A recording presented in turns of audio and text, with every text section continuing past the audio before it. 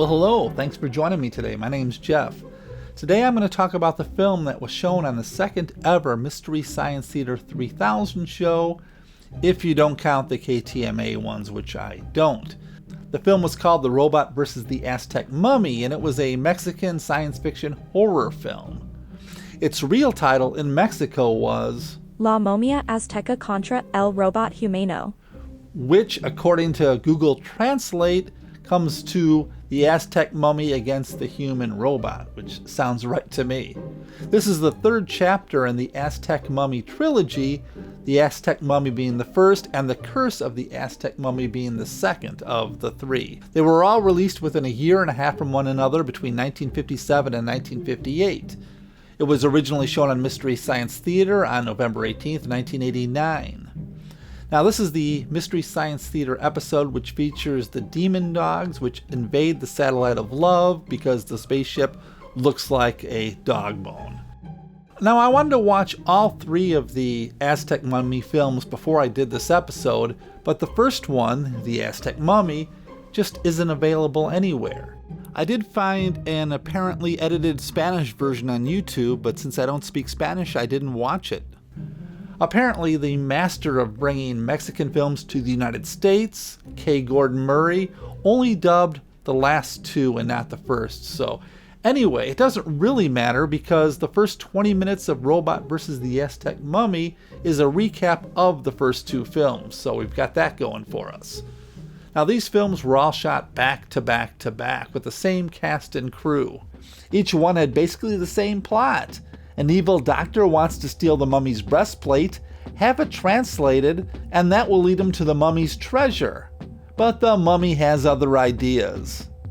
What makes these films interesting is that each one took a different approach. The first one was a straightforward horror film, most likely inspired by the 1932 film starring Boris Karloff. The next one, a crime film with a masked superhero called the Angel. And the last, our film today, taking a more sci-fi edge. Now, I watched, of course, the English dubbed movie brought to the USA by the remarkable K. Gordon Murray. If you don't know K. Gordon, he brought us many Mexican films such as Santa Claus from '59, The Brainiac from '62, and Invasion of the Vampires from '63. He was also known as the King of the Kiddie Matinee because he dubbed and brought us films like Rumpelstiltskin from '55, Little Red Riding Hood from '60, Little Red Riding Hood and the Monsters from '62, and The Golden Goose from '64. And I'm sure many of you remember Santa Claus from both Mystery Science Theater and Riff Tracks. It's the one in which Santa battles the devil. Anyway, the original Aztec Mummy film was written by Alfredo Salazar. Alfredo lived from 1922 to 2006 and wrote a whole lot of films in his life. Before this, he was writing mostly musical comedies, so this was his attempt to break out into something different. All three films were directed by Rafael Portillo. Rafael lived from 1916 to 1995 and was a film editor who went into directing. In his life, he directed about 40 films and was the editor on 35, that according to IMDb. So like I said, The Robot vs. the Aztec Mummy starts with a 20-minute recap of the previous two films, and the basic plot is sort of this. Our film begins with Dr. Eduardo Almada explaining, all in flashbacks, the events of the first two films. He says that he had once given a lecture about past life regression and that most people at the lecture thought he was full of crap, and it hurt his feelings. Attending that speech was Dr. Krupp. So that night he did a test on his girlfriend Flora because, well, why not? It turns out that in a past life, Flora was an Aztec woman named Xochi who was in love with an Aztec warrior named Popaka. Xochi was supposed to be a virgin sacrifice, so she and Popaka ran off together. When they were discovered, the tribal chiefs were not happy. Popaka was buried alive with some sort of eternal curse put on him. For the young woman Xochi, for some unexplained reason, she was adorned with a breastplate and bracelet that gave the location of a secret treasure. And then, ouch, they ripped out her heart. But before the experiment could go any farther, Flora, understandably, woke up in a panic. Dr. Krupp, although they didn't show it, apparently was watching the whole time. Now, to prove his story, the group went looking for the breastplate and bracelet. For some reason, they brought a child with them, and they walked a long time in the dark before they found the corpse of Xochi. Gee, this is horrible to think I was she. They took the breastplate, but not the bracelet. So later, Dr. Almada with a group of other people went back to get it. But Popaka was awake, and he wasn't happy about the situation. Luckily for them, Popaka didn't like the beams of light from their flashlights, so they were able to escape.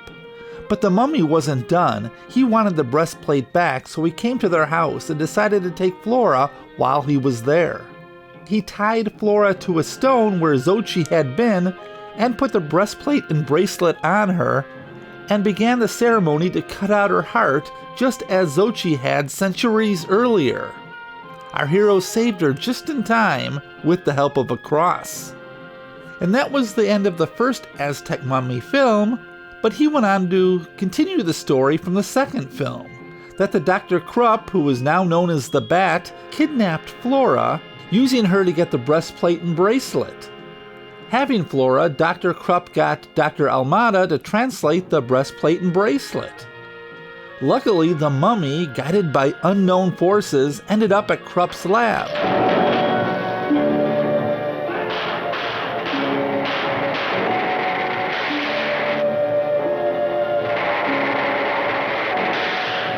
No! Doctor, help me!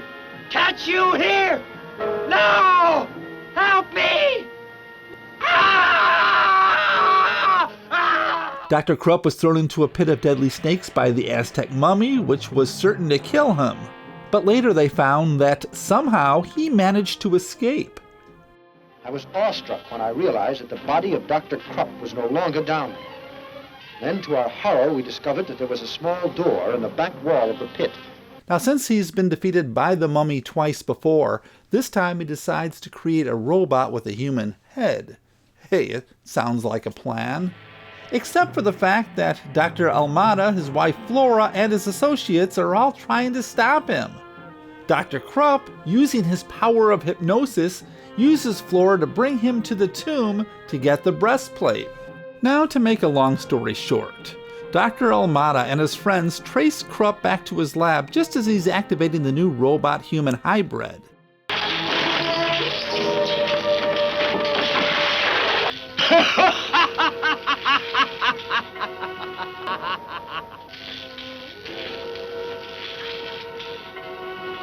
The mummy shows up, and the robot and the mummy begin to fight.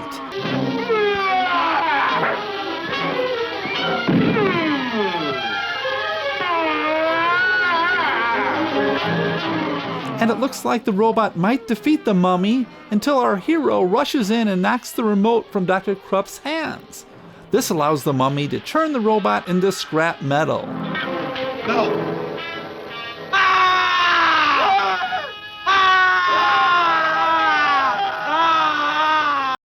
And we all hope that this unfortunate poor soul can return to his crypt and rest in peace. All these films star Ramón Gay, who lived from 1917 to 1960, Crox Alvarado, who lived from 1910 to 1984, Luis Aceves Castañeda as the evil Dr. Krupp, who lived from 1913 to 1973, and Rosita Arnaiz, who played Flora, who was born in 1933 and I believe, as far as I can tell, is still alive today. She's beautiful, by the way. Her name had been Xochi.